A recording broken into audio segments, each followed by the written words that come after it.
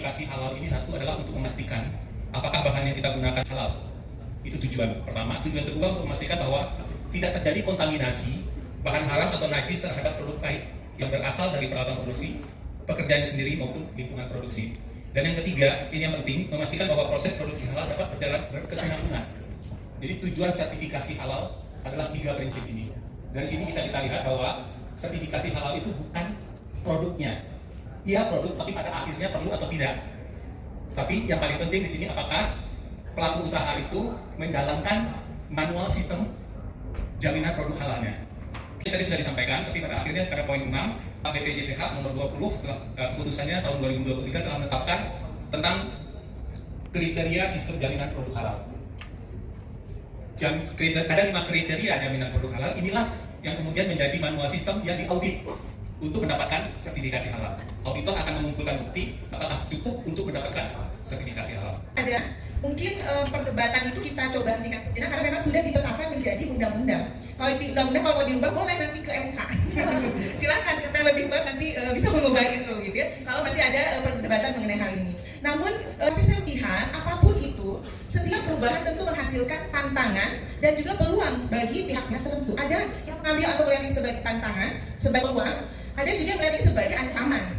Tapi setiap perubahan kalau direspon dengan cara menutup diri, kadang-kadang kita malah tertinggal sendiri. Sehingga kita mungkin baik untuk bisa melihat, membuka diri. Apa sih proses sertifikasi halal ini, tujuannya apa, lalu bagaimana kita menyikapinya. Sehingga apakah butuh disubstitusi, ataukah kita sebetulnya sudah punya produk-produk yang memang sudah halal. Seperti itu. Agak dilanjut. Ya, sistem jaminan produk halal.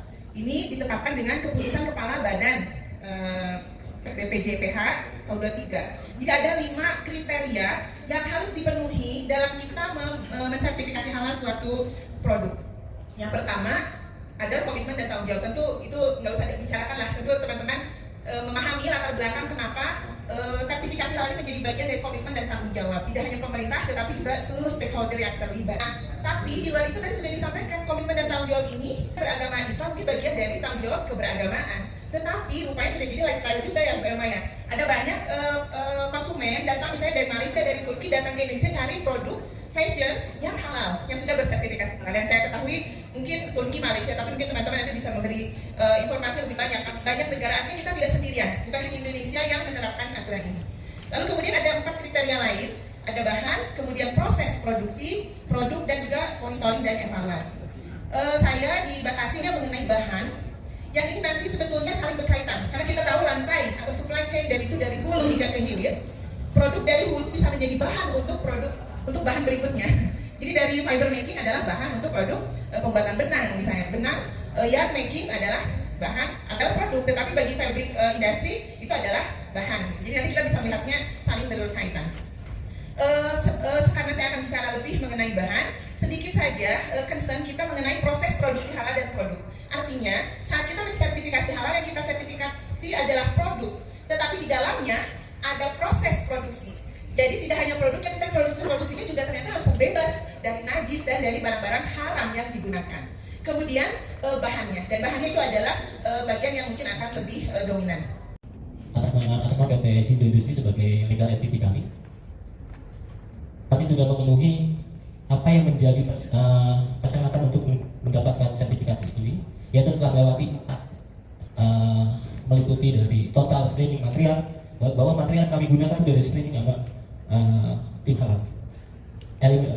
Segala yang kontaminasi terkait halal dan najis itu sudah dihilangkan. Ini meliputi dari bukan hanya dari unsur material produk, tapi juga dari unsur sistem produksi di kami. Kami sudah memenuhi bahwa tidak ada kontaminasi haram dan najis. Terus kami juga berkomitmen dan konsistensi dalam prosedur yang sudah ditetapkan, dan kami juga comply pada apa yang dimuat pada halal standar. Bahwa halal di batasan-batasan mungkin seperti Blue Sign punya NSL, punya positive list, halal pun begitu. Acara ini menjadi momentum karena kami harus sudah mulai bergerak. Karena mungkin kita percuma kalau kita sering diskusi halal, kita sering banyak menghadiri acara halal, tapi kita tidak melakukan sesuatu untuk halal. Kami memutuskan kami akan siap jalan duluan, tapi kami tidak bisa sendiri. Jadi nanti auditor halal nanti akan presentasi di depan komite fatwa, nanti cek